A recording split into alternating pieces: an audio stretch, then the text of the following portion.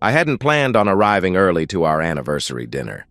The reservation wasn't for another hour, but the jeweler had finished resetting her grandmother's diamonds sooner than expected. 5 years of marriage deserved something special. When I pulled into the restaurant parking lot, I spotted Melanie's car immediately, parked next to Jake's unmistakable red Mustang with the custom plates. Through the tinted windows of his car, I could see them. My wife's head thrown back in laughter, her hand on his chest, their lips meeting in a kiss that wasn't meant for strangers to see. I sat there, engine idling, watching them for exactly 3 minutes and 27 seconds. Then I took a photo, turned off the car, and walked away with the small velvet box still in my pocket. That was the moment I decided my wife wouldn't just leave me, she would lose everything. My name is Ethan Harper. Once upon a time, I was Staff Sergeant Harper, Marine Corps combat engineer. I specialized in route clearance, finding and neutralizing IEDs so other Marines could travel safely. I was good at my job, patient, methodical. I could spot the slightest disturbance in the dirt that others would miss. That attention to detail saved lives. Melanie and I met during my second leave from Afghanistan. She was tending bar at a place near Camp Lejeune, all bright smiles and honey blonde hair. I wasn't the only Marine trying to get her attention that night, but I was the one she gave her number to. "You're different," she told me later. "You actually listen when I talk." We dated for 8 months before I proposed. When I deployed again, she wrote me every week. Care packages arrived like clockwork. She sent photos of the small house she'd found for us, asking my opinion on paint colors and furniture. In my darkest moments out there, thoughts of Melanie kept me going. "Just 9 more months," she'd write, "and then we start our real life together." Our wedding was small but perfect. Her in a simple white dress, me in dress blues. When we said our vows, I meant every word, in sickness and in health, for better or worse. Till death do us part. For 3 years we were happy, or at least I thought we were. I made staff sergeant. She started a small social media consulting business. We talked about children, planned vacations, built a life. Then came my 4th deployment. 2 months in, our convoy hit an IED that had been missed during route clearance. I don't remember the explosion.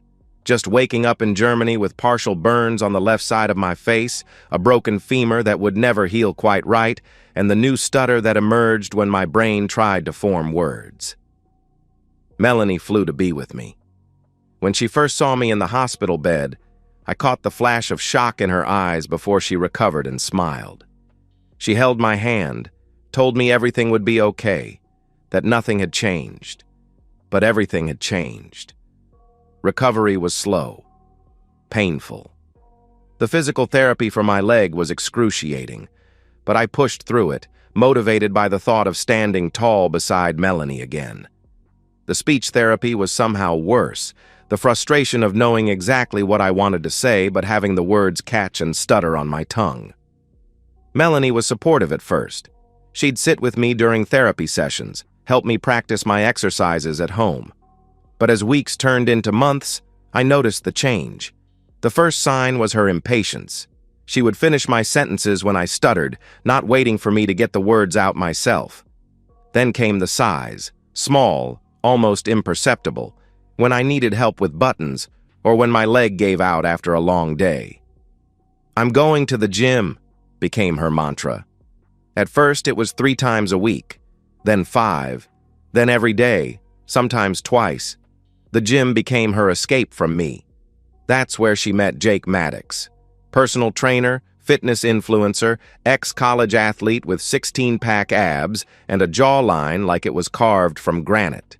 He specialized in transformation journeys, turning ordinary people into fitness models through what he called extreme dedication, and what I later discovered were illegal supplements and steroids.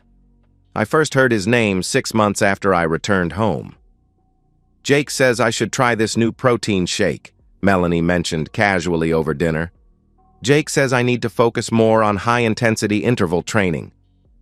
Jake thinks I have potential to compete." I should have seen it then, but I was too focused on my own recovery to notice how her eyes lit up when she mentioned his name. The second sign came when our physical intimacy changed. Melanie stopped initiating. When I reached for her at night, she would stiffen slightly before relaxing into my touch, like she was forcing herself to respond. Sometimes she would turn away, claiming fatigue from her intense workouts. "Jake says rest is just as important as training," she'd murmur, her back to me. The third sign was her phone. It used to sit carelessly on countertops or tables, often forgotten. Now it was always in her hand, screen tilted away from me. She installed a fingerprint lock. Notifications would ping late at night, and she'd slip away to the bathroom to respond. "Just work stuff," she'd say when I asked. The fourth sign was her friends. Women I'd known for years started looking at me differently when they came over. Their conversations would halt when I entered a room, resuming with forced smiles and changed topics. One night, after several glasses of wine, her friend Cassie slipped up. "Is it hard?" she asked Melanie while I was in the kitchen, not realizing I could hear, "You know, being with him now that he's different?" "Let's talk about it later," Melanie had whispered back. But the worst sign, the one that finally opened my eyes, came on a Tuesday afternoon 4 months ago. I had come home early from a VA appointment to find Melanie and Jake in our kitchen. They weren't touching. They weren't even standing particularly close. But the electricity between them was undeniable. Jake looked me up and down, his eyes lingering on my scars, my slight limp as I moved toward them. "Ethan, this is Jake," Melanie said, her voice overly bright. "He's helping me prep for that fitness competition I told you about." Jake extended his hand. His grip was too firm, a power move. "Heard a lot about you, man," he said with a smile that didn't reach his eyes. "Thank you for your service." The way he said it, like I was something to be pitied, a broken toy, made my jaw clench, but I shook his hand and nodded. "Nice to meet you," I managed, hating the stutter that emerged under his scrutinizing gaze. Jake's smirk was subtle, but I caught it. So did Melanie, who at least had the decency to look uncomfortable. "Jake was just leaving," she said quickly. As I watched him walk to his car, I saw Melanie watching him too, her eyes following the confident stride I could no longer manage. That night, I heard her in the bathroom, voice low as she spoke on the phone. "No, he doesn't suspect anything.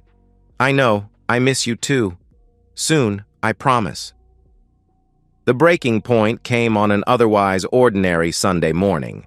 Melanie had gone for her morning cardio, which now always lasted at least 3 hours, and I was alone in our bedroom looking for a specific tie for an upcoming VA interview. Her iPad chimed with a message notification on the nightstand. I wouldn't have looked. I respected her privacy despite my growing suspicions, but the preview caught my eye. From, "Jake sent the video to everyone. They can't stop laughing at him trying to..." The message cut off there. My stomach twisted as I picked up the iPad. It was unlocked. Melanie must have forgotten to close it before leaving.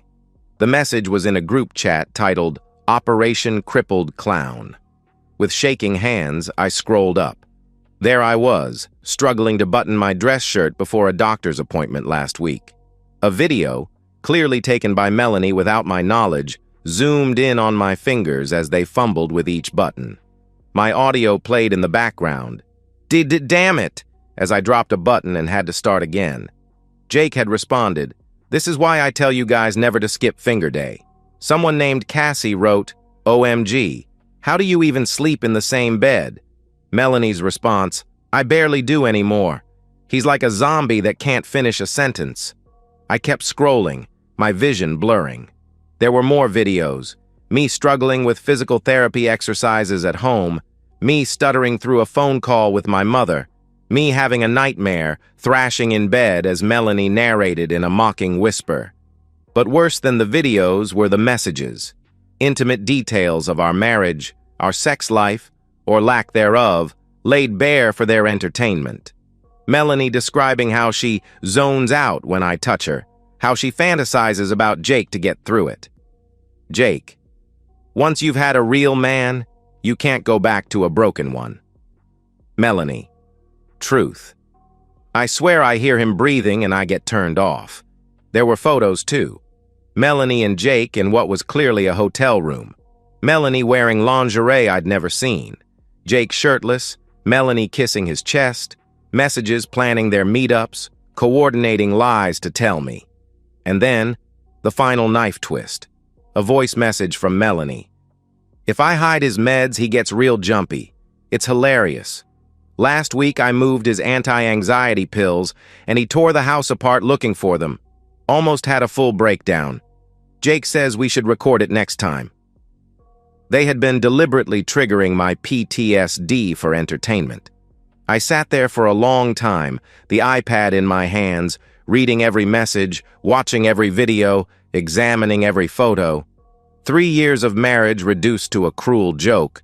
The woman I'd loved, who'd vowed to stand by me, was the architect of my humiliation. That's when something inside me changed.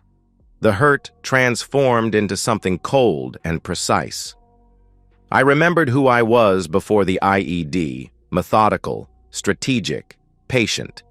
I'd cleared paths through minefields. I could navigate this betrayal. I carefully took screenshots of everything, sent them to my email, then erased all evidence of my snooping. I placed the iPad exactly as I'd found it and left the room. That night, when Melanie returned from meal prep with the gym crew, I smiled and asked about her day. I kissed her cheek when she offered it instead of her lips. I pretended I didn't know that my life had become a spectator sport for her and her lover. Because now I had a mission. And like any good combat engineer, I needed time to prepare. My revenge wouldn't be swift or emotional. It would be calculated, comprehensive, and complete.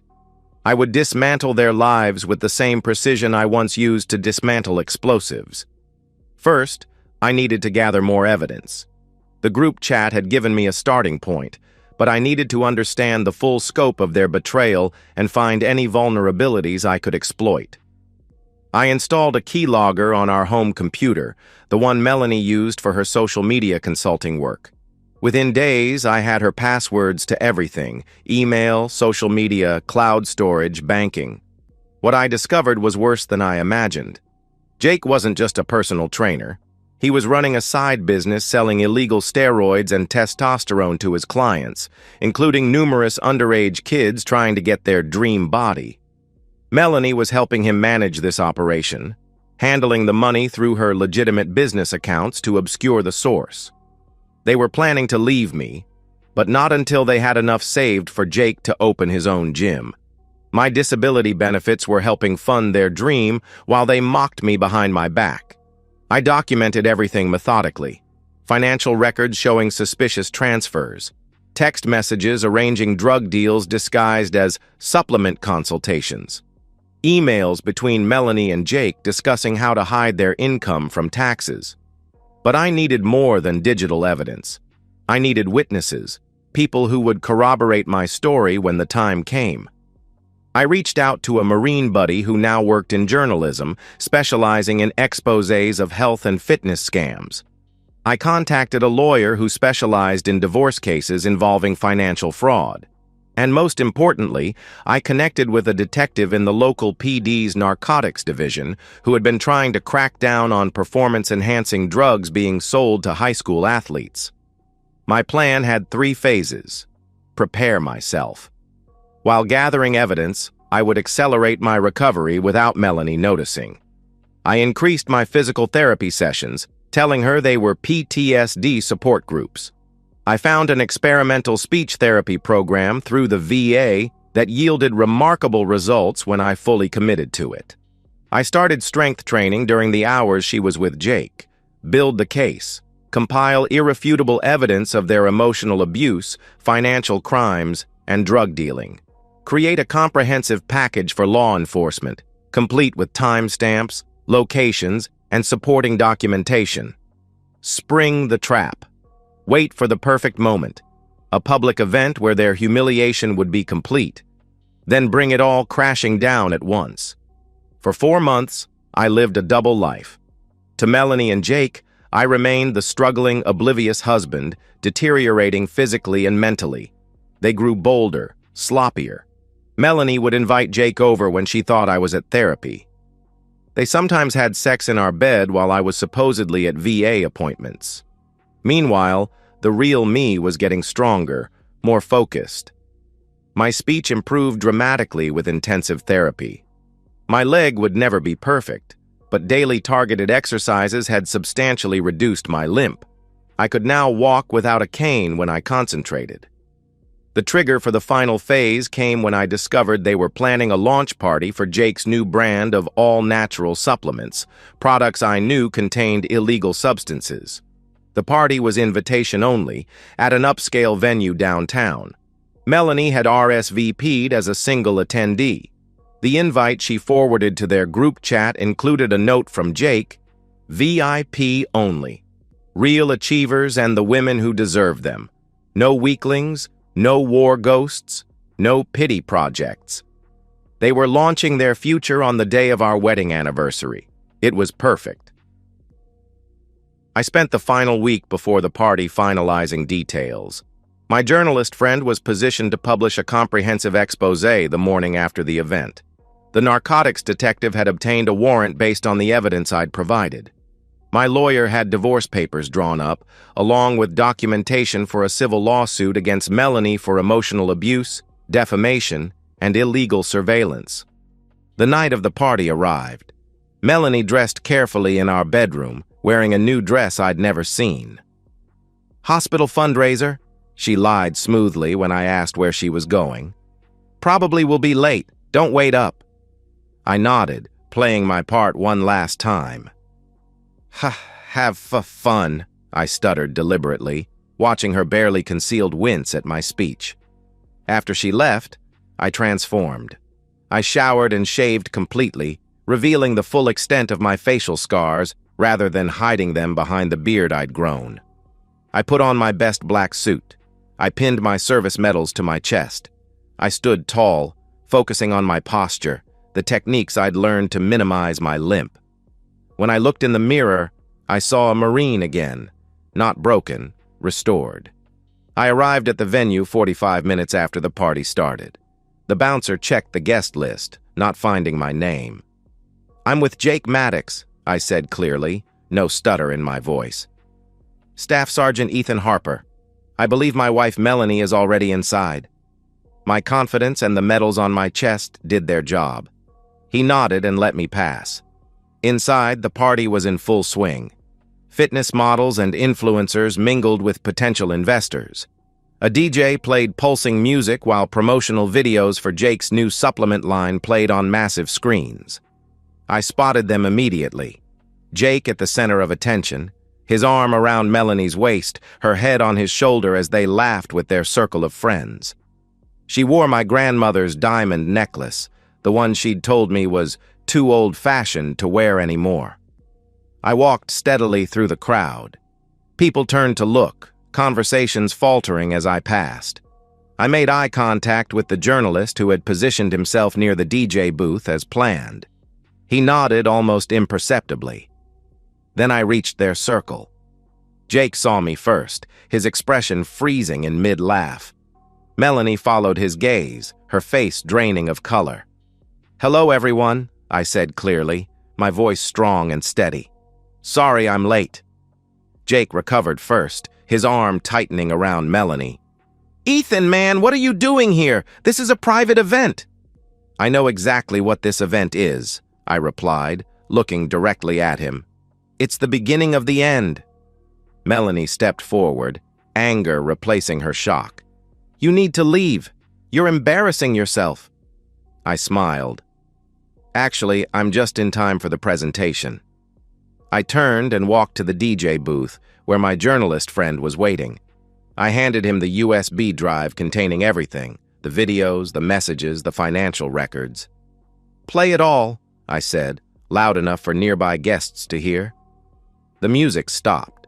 The screens around the room flickered, and then there it was, Melanie's voice, crystal clear through the venue's speaker system.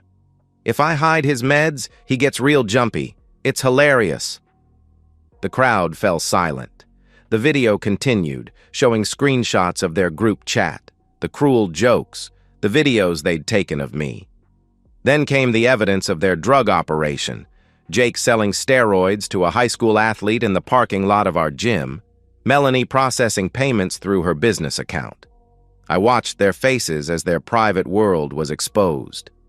Jake lunged toward the DJ booth, but two men, plainclothes officers who had been waiting for my signal, blocked his path. "Jake Maddox," one said formally, "we have a warrant for your arrest on charges of distribution of controlled substances, tax evasion, and fraud." As they handcuffed him, I walked back to Melanie, who stood frozen in horror, watching her world collapse around her. What have you done?" she whispered, stuttering for the first time in her life. I reached into my pocket and pulled out 3 envelopes. "Divorce papers," I said, handing her the first. "A civil lawsuit for emotional abuse, defamation, and illegal surveillance," I continued, giving her the second. "And documentation showing that the house, which was inherited from my grandfather and is legally in my name alone, has been secured with new locks, effective immediately." Tears streamed down her face. "Ethan, please, I can explain." "No need," I interrupted. "You've explained enough in your videos and messages. By the way, the police have search warrants for your phone, computer, and cloud accounts. I wouldn't try deleting anything." More officers entered the venue, moving through the shocked crowd toward Melanie.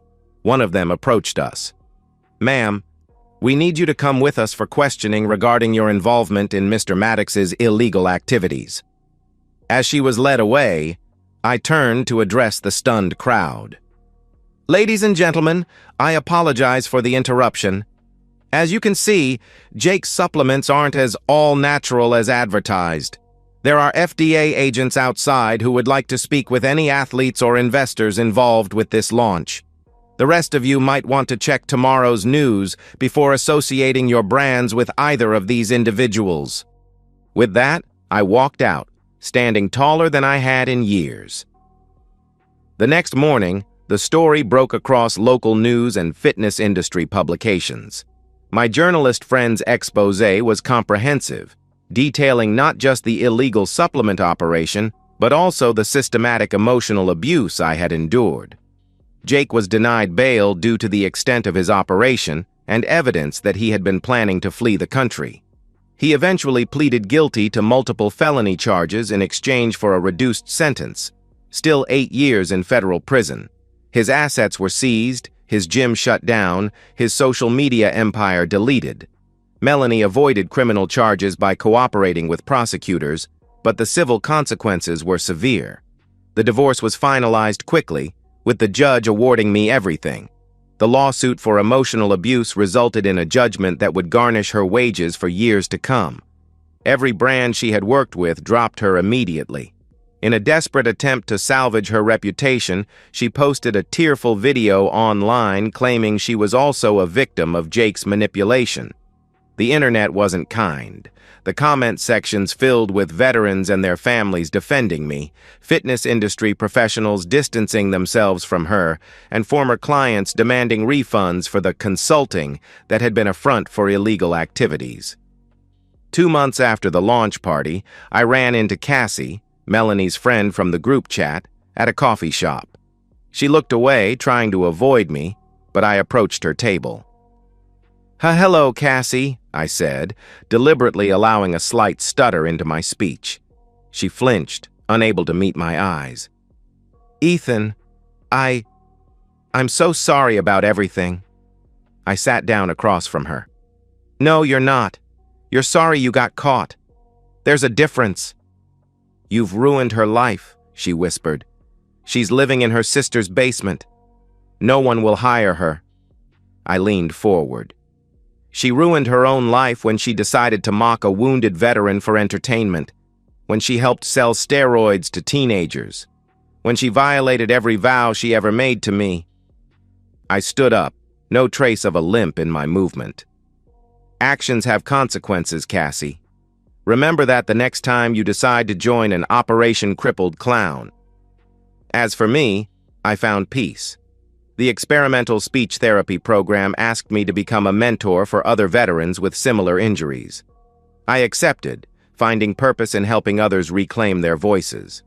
I sold the house, too many bad memories, and bought a cabin near the mountains where I'd always wanted to live. I reconnected with old friends from my unit, no longer ashamed of my scars or occasional stutter. Sometimes people ask if I regret the public nature of my revenge, if I could have just divorced Melanie quietly and moved on. I tell them no, because it wasn't just about Melanie and Jake. It was about showing everyone who had laughed at those videos, who had pitied me or written me off, that wounds don't define strength.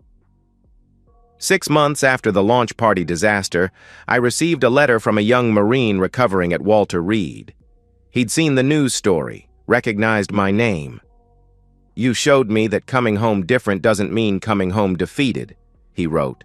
"That patience isn't weakness, it's strategy." That letter hangs framed on my wall now, a reminder that sometimes the weight of betrayal can forge you into something stronger than you were before. Melanie thought she was watching me break. She never realized she was watching me reload. And that's the end of today's story. If you enjoyed it, please give this video a thumbs up and drop a comment below. Your support helps the algorithm push my content further. If you're new to the channel, don't forget to hit that subscribe button. It really helps me keep creating more stories for you. Thanks for watching, and I'll see you in the next one.